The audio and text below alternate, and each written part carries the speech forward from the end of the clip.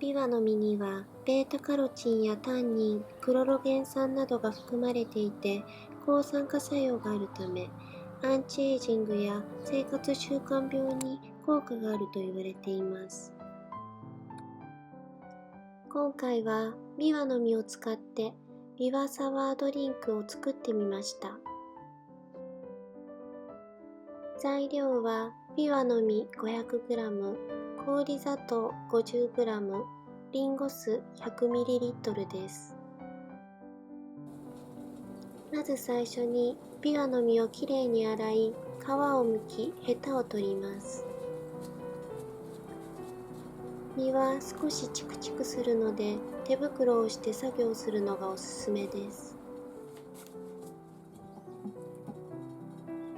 清潔な保存容器にビワを入れます。その上に氷砂糖をのせて、最後にリンゴ酢を注ぎます。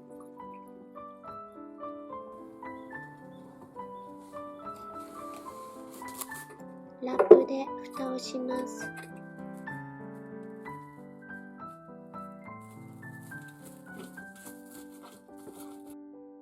1週間常温でつけておきます。